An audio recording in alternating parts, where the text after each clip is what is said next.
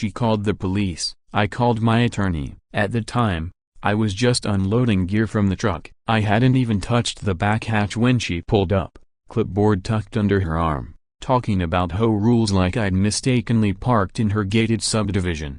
I told her plainly this was private property. She laughed and insisted every acre around here fell under community governance, though she couldn't quite say who was doing the governing. I let it slide until 2 days later. That's when I found a ticket taped to my shed, a drone buzzing over my roof, and a citation claiming I'd created an unauthorized trail for deer. Apparently, nothing about the situation felt right anymore. The whole ordeal kicked off on a Tuesday morning. I'd just arrived at my newly bought 190-acre spread, a truck full of surveying equipment traveling in the bed. My name's Luke Porter. I'm 38, and I work as a county forester, so I know exactly what legitimate land ownership looks like when it comes to woodland. 3 weeks earlier, I'd purchased this property outright at a county auction at cash. The deed was clean, the boundary lines were official, and everything was above board. Or at least, that's what I thought until Paula appeared. She came striding down the dirt access road like some kind of self-appointed marshal,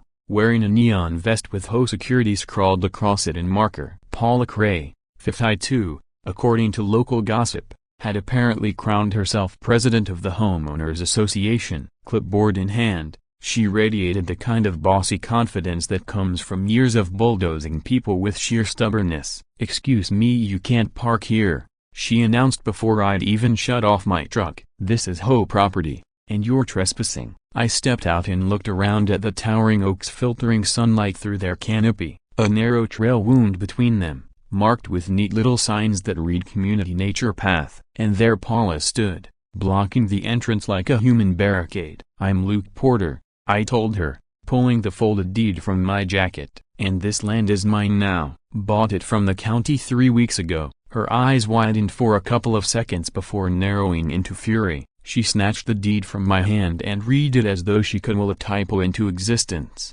"This says you own everything from the main road to Deer Creek. That includes our walking trail and picnic area." She glared at me like I'd just stolen Christmas. "That's correct," I said calmly, taking back my papers. "The county sold this parcel as surplus land. I won the auction. Clear title." What I didn't mention was that I'd been watching this property for months, waiting for it to go up for sale. With its hardwood forest, seasonal creek, and wildlife corridors, it had incredible conservation value. Paula's face went several shades of red before she exploded. "You can't just buy community land and throw out residents. We've maintained those trails, put in benches, built a space for families. You don't get to waltz in and destroy it." "I'm not here to destroy anything," I replied evenly, "but I am the legal owner now, which means maintenance or improvements require my approval." I pulled laminated copies of the deed and survey out of the truck and hammered them to an oak at the trailhead.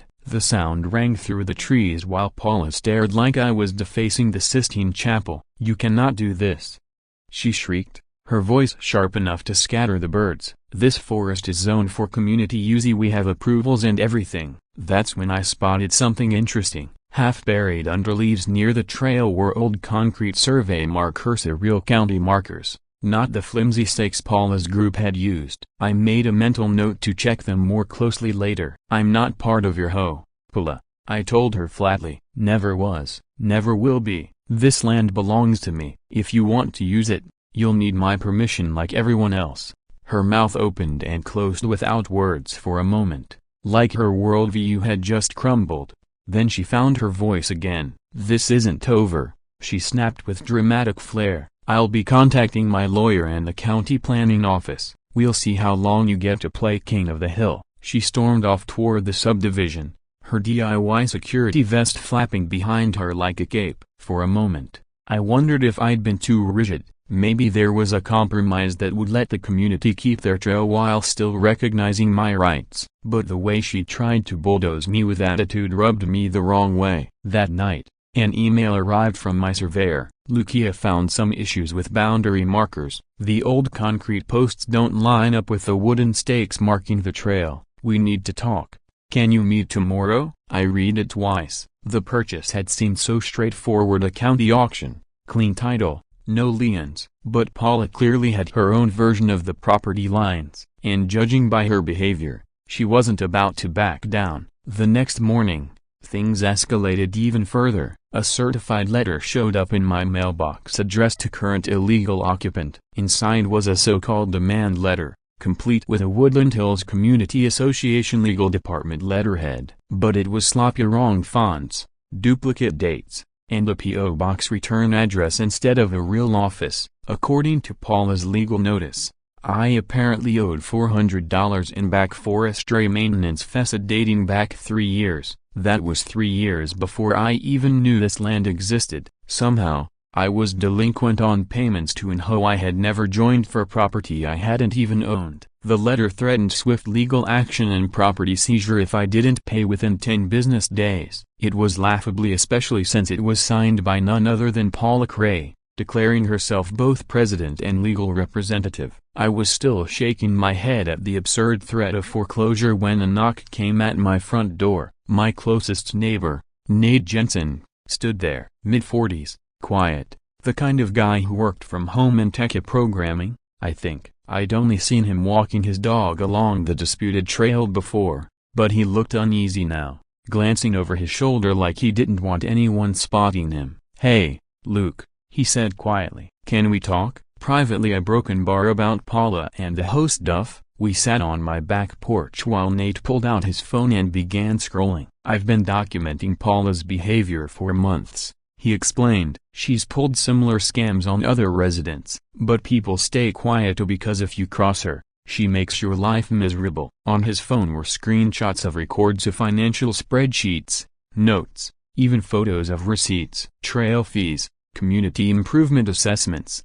and landscaping charges, all funneling into one account. Not the HOA's, but Paula's personal bank account. "Hold on," I said, leaning closer. "These payments don't go to the HOA at all. They're deposited straight into her checking account." Nate nodded grimly. "And that's not even the worst of it." He swiped to another set of documents, meeting minutes from the past 2 years, every single one missing the treasurer's signature, without an elected treasurer co-signing.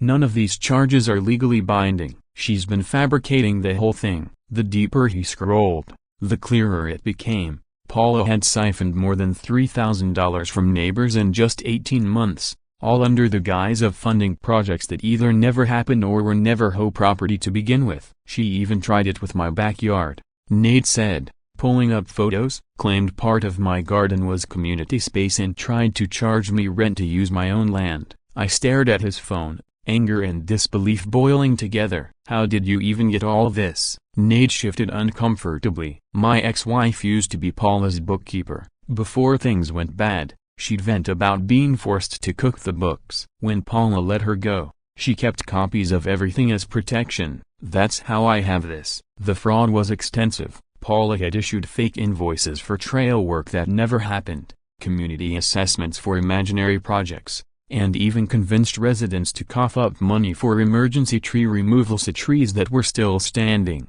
healthy as ever, right in my forest. But then Nate showed me something that made my stomach drop, a string of emails between Paula and contractors. She was pitching herself as the one with development rights to my property in my forest, plans for luxury amenities, site prep instructions, even discussions about how to design around the so-called shared trail to maximize buildable space. "She's not just skimming trail fees," Nate said. "She's gearing up for something much bigger." I flipped through the screenshots, feeling sick. This wasn't just petty home extortion. She was plotting construction on land she didn't own, with money she had stolen from her neighbors. "She's deeper in this than I thought," I muttered, scrolling through the proof. But there was something that still didn't sit right. Paula's outrage the other day hadn't just been bluster, it had been the fury of someone who thought she had leverage. "Nate," I asked slowly, "do you think she actually believes she has a legal claim here, or is she just betting I'll cave if she makes enough noise?" He looked out at the trees for a long moment before answering. "Honestly, Paula has a habit of convincing herself something's hers just by acting like it is. She's done it with neighbors' property,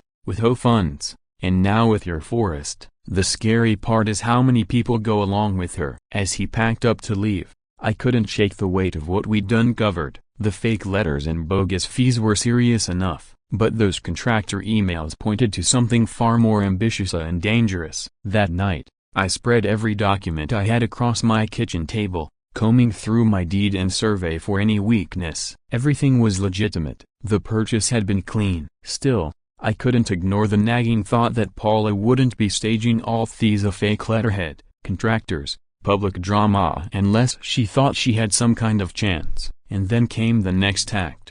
2 days later, Paula convened an emergency home meeting, not at the community center, not in anyone's living room, but right at the entrance of my property. She dragged folding chairs into a semicircle facing the trail, with a handwritten poster declaring, "Emergency Community Meeting on Illegal Land Seizure." It looked more like an outdoor stage play than a meeting. I showed up early, standing off to the side, curious to see how many would attend. About 15 neighbors drifted over, some puzzled about why they were sitting in a makeshift assembly at the forest's edge. One woman immediately caught my attention, a calm, composed, the type who had seen plenty of community squabbles before. She didn't look convinced by Paula's setup. Before the meeting started, I checked something that had been bugging me. Paula had hung a new sign on one of the oaks, "Private HOA Park," painted neatly on fresh wood. I pressed a tissue to the corner. Bright green paint smeared instantly. It was still wet. She'd made it yesterday, maybe even that morning. Then Paula stood, hands raised like she was addressing Congress. "Ladies and gentlemen, our community is under attack. A hostile outsider has seized our forest preserve and is threatening to destroy everything we've built together." She pointed straight at me. "This man, Luke Porter, claims ownership. But the truth is, he's hiding his real plan, to sell our beloved forest to private developers." Murmurs rippled through the group. Neighbors turned toward me, uncertainty written on their faces. Paula had been busy, spreading her version of the story. And judging by the nods I saw, some of them were starting to believe her. It was clear Paula had been preparing her audience long before this meeting. She stood tall, jabbing her finger toward the laminated deed I'd nailed to the oak. "He's posting counterfeit ownership papers," she declared, her voice rising, "and now he's trying to bully residents into paying him instead of their rightful HOA fees." Before she could keep building momentum, the woman I'd noticed earlier stood up. Her voice was calm but carried the kind of authority that made everyone fall silent. "My name is Norris," she said evenly. "I've lived here for 12 years. Before we start throwing accusations around, I think we need to see actual documentation. Paula, can you show us the original HOA charter that proves this forest is community property?" Paula's confidence cracked. The look on her face was like someone whose bluff had just been called in front of the entire table. "The charter is currently being updated by our legal team," she stammered quickly, "but our long-standing use of this land establishes legal precedent for community ownership." I had to admit she had a way of making nonsense sound almost believable. "Almost." "Actually," I said, rising from my chair, "I can clear this up right now." I pulled out my phone and brought up the photos I'd taken of the old boundary markers buried near the trail. These are original county survey posts, installed when the land was first mapped. Not temporary wooden stake HOA official markers with stamped metal caps. I zoomed in on the images, and according to them, this entire trail lies within the property I legally purchased from the county. The crowd shifted instantly. Neighbors leaned forward, murmuring, eyes darting between my phone screen and Paula's freshly painted signs. Nora stepped closer to look herself. "These look legitimate," she said after a moment. "Do you also have the corresponding property survey?" I handed her the report from my surveyor, complete with legal descriptions and measurements. As she read, Paula's composure unraveled in real time. "Those markers were tampered with by vandals?" she blurted desperately. "Our property lines are marked by the new stakes installed by our professional landscape team." "Your landscape maintenance team?" Nora repeated, her tone sharp. "The same team that's been charging us maintenance fees?" She glanced down at the survey papers, then back at Paula. "Are you saying the people collecting money from residents also went around moving government-installed survey markers?" The silence that followed was suffocating. All eyes were on Paula. She opened her mouth, closed it again, tried once more, and nothing came out but a weak protest. "We've invested too much in this community to let some outsider take it away," she finally burst out. Those posts could have been put there by anyone. Not true, I said firmly. Those markers are federal property. Moving them is a crime. And more importantly, I have the auction records, the deed transfer, and a clear title search. I gestured toward the trees. This was never community land. It was county-owned until I bought it illegally. Nora handed back my documents with a nod. Everything checks out. And honestly, it explains a lot like why our HOA dues keep going up without any visible improvements. She turned her gaze on Paula. I think it's time we demand transparency about where our money has been going. The meeting fell apart quickly after that. Residents began pressing Paula with pointed questions about the trail fees, the supposed maintenance, and why she was hosting an emergency meeting on land that wasn't even HOA property. A few neighbors stormed off, shaking their heads in frustration. Paula tried to hold her ground, claiming she was protecting the community from outside threats, but her voice grew shriller and more desperate each time. By the end, she was visibly rattled. When the crowd dispersed, Nora approached me quietly. I've been suspicious of Paula's handling of funds for a while, she admitted. This land dispute might finally give us the leverage we need to force accountability. She cast a look back at Paula, who was hastily folding chairs and packing them into her car, acting as though the meeting had been a triumphant success. I don't think she'll let this end quietly, Nora added before heading off. I stood watching Paula avoid every questioning neighbor, her once commanding presence gone. She looked frantic now, her authority slipping like sand through her fingers. But the way she fought it, clinging so desperately to her narrative, told me this was far from over. That night, sleep was impossible. My mind kept circling back to the way Paula had doubled down, to those contractor emails Nate had shown me, to the certainty in her threats. Nobody invests this much energy into fake signs and midnight meetings unless they're guarding something bigger. Around 3 in the morning, I gave up on rest and decided to check the wildlife camera I'd installed along the property edge. Originally, it was meant to track deer, but with everything going on, I figured it might reveal something more. The night vision footage was motion triggered, capturing anything that passed. What I found made my stomach lurch. 2 nights earlier,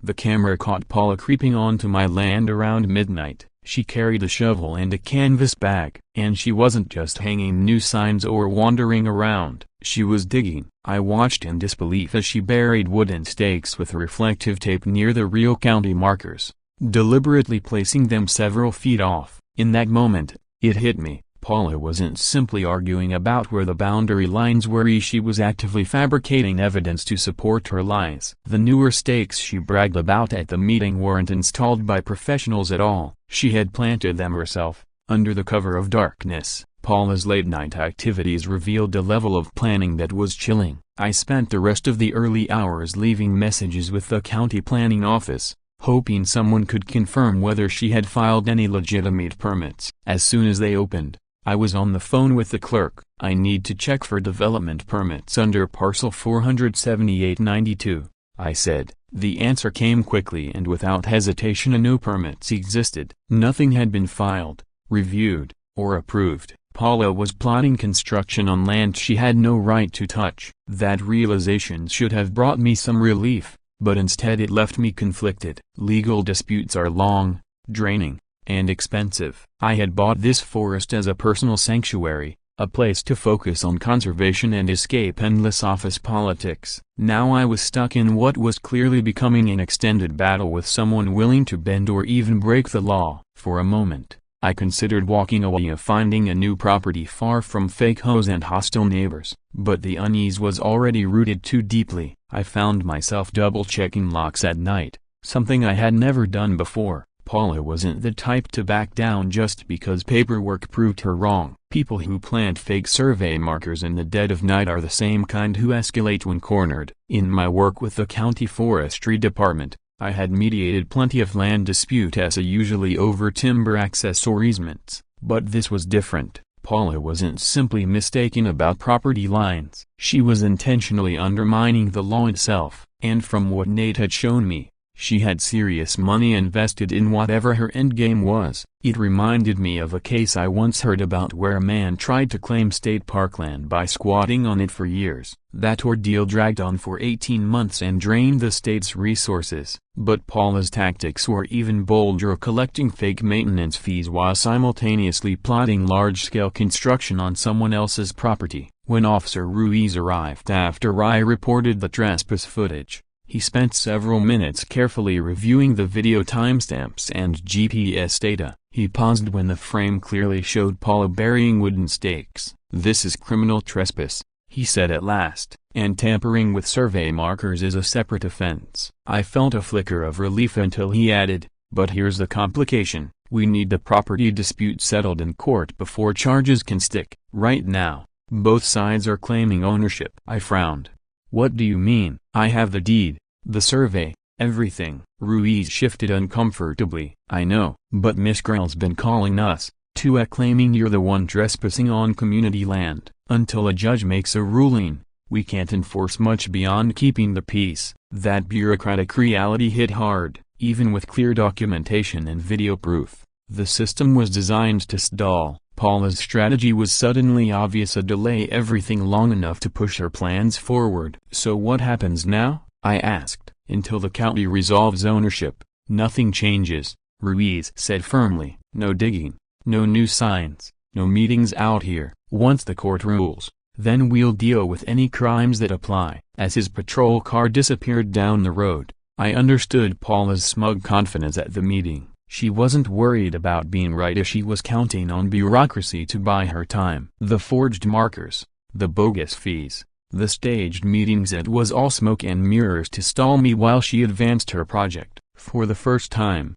I realized this wasn't just defense on my part. If Paula intended to build, she would eventually need to bring in materials and equipment to things I could document. And if her desperation led her to cut corners, it might expose the full scope of what she was really doing. The question was whether I had the endurance to fight someone who had already shown she was willing to break the law, and whether I was ready for this conflict to get far worse before it got better. The turning point came the next day, from a source I never expected. I was picking up mail at the post office when Mrs. Taylor from the neighborhood pharmacy walked up carrying a manila envelope. She looked around as if we were sharing a secret. "You're the new owner of that forest, right?"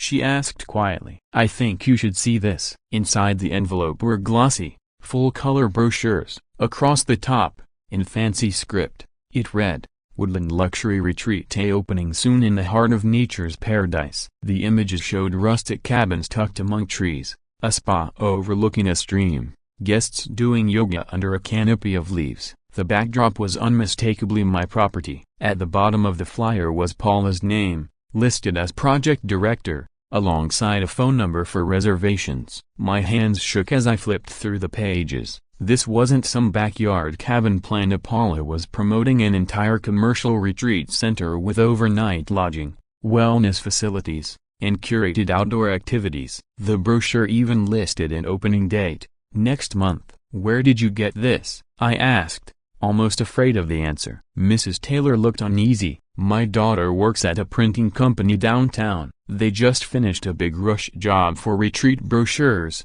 and when she saw the address, she thought it was strange since you just bought the property." She gave me a copy. The scale of Paula's scheme was staggering. While fighting me over trail access and siphoning money from neighbors, she had been advertising a full-scale luxury development on land she didn't own, and the envelope contained more. Mrs. Taylor pulled out a folded paper. "This was attached," she explained. It was an email printout between Paula and contractors. The document detailed site prep for luxury amenities and strategies to maximize buildable space around the shared trail. The estimate included foundation work for multiple buildings, utility hookups, and major landscaping. As I read through the specifications, my stomach turned. Paula wasn't building cabins. She was plotting a commercial empire on my forest. Paula's blueprint wasn't just about a couple of cabins in the woods, it was an entire commercial retreat center. Her plan included a main lodge with a full industrial kitchen, private guest cottages with bathrooms, a spa facility lined with treatment rooms, and even a pavilion designed for corporate gatherings. The construction proposal estimated an 8-month schedule, with the first phase beginning as soon as the property acquisition was finalized. That revelation pushed me to dig deeper.